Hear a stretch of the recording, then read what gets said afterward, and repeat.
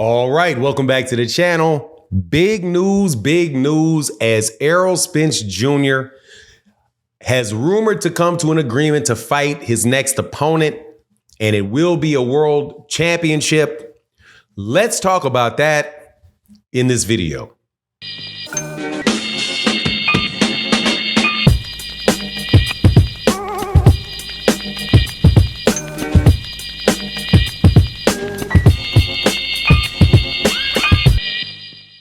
All right, welcome back to the channel. It's your boy Fanon, and in this video, we got a big case of I told you so, or at least I think I'm going to be able to tell you I told you so. As Errol Spence Jr.'s rumors have come out about who his next fight will be against, and it will be against the guy that he got into the ring and said he was going to fight after he beat Sebastian Fundura, beat Tim Tszyu. Many people thought that that was not going to happen because of what took place with Terrence Crawford in the WBO. But apparently they're going to move on ahead for the championship fight with Sebastian Fundura for the WBC title. Before I get into the detail and let you know what I think about it, though, let me welcome you back to the channel. If you're new to the channel, please accept my invitation to hit the subscribe button. Hit the bell icon so you can be notified of when we release more videos. And if you're a longtime subscriber and supporter of the channel, thank you guys so much for your continued support. It really does make a big difference to the channel. So Mike Benson came out and put out a report that said that it has been reported that, or news is coming out that Errol Spence Jr.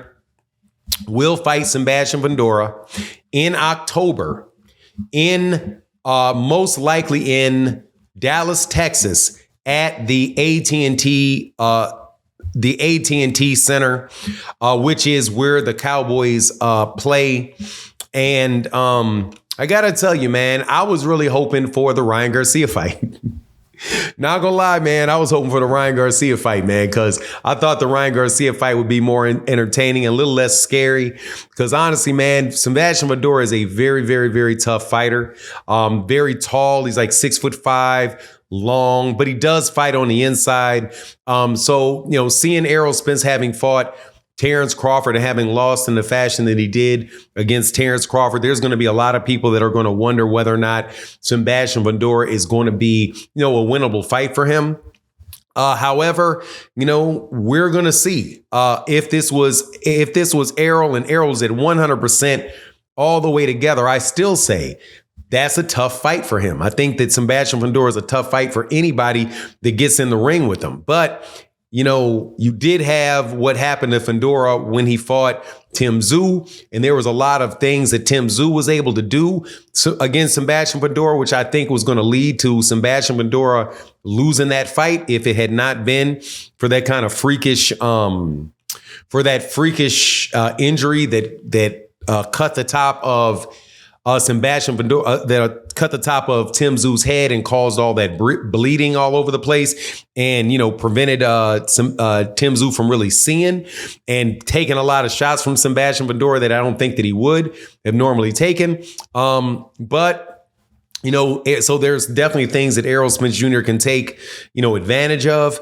But again, man, it's just an all around very difficult fight, man. This does answer a couple questions, though, as it relates to the belts, because at least the report came out that the fight is going to be for the WBC championship. Now, if it's for the WBC champion, what is the championship? What does that mean about the WBO championship? Because as you know, Sebastian Fundura is a unified champion. He holds the WBC and the WBO belt.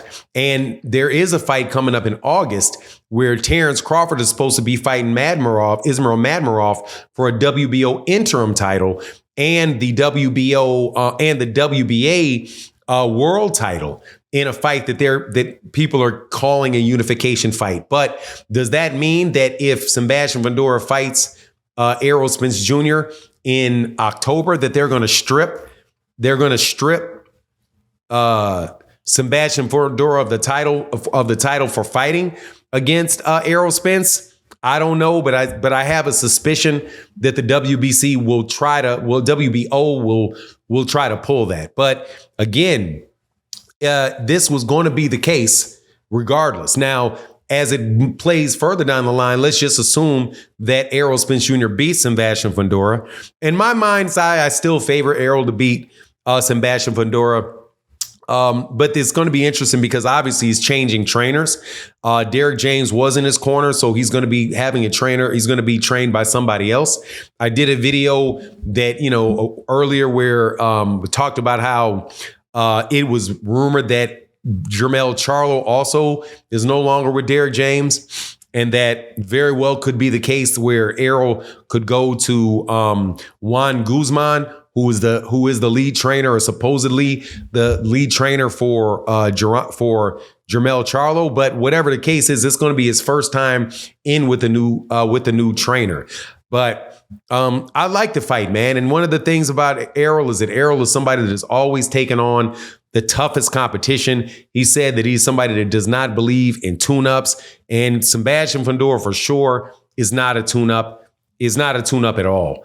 That is a dangerous, dangerous fight. However, at the same time, it's not like Sebastian Fundura did not get knocked out by Brian Mendoza in the fight that he had with them.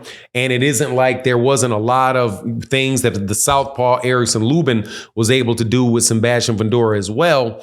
And then, of course, you got it in the fight taking place in Dallas, Texas.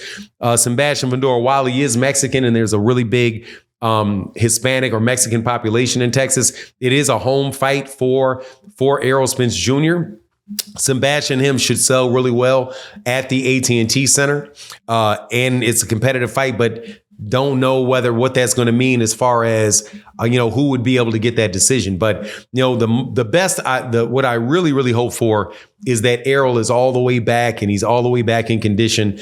And that, some of the things that people said about the training camp leading into the fight with Terrence Crawford, I hope that it's true, because if it isn't true and he comes in the same kind of condition that he came in against Terrence, it could get really bad against Sebastian Fundura. Sebastian Fundura is somebody that really does throw a lot of punches. Sebastian also gets hit a lot with punches, but again, he's not so big that he can't catch you, that he can't be caught.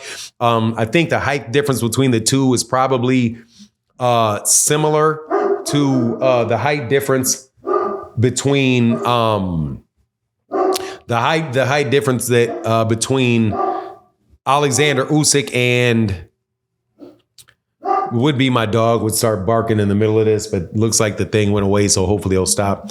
The height difference it's a 9-inch height difference, I think, or a 6-inch height difference between Alexander Usyk and Tyson Fury, and this would be. Maybe an 8-inch height difference between the two of them.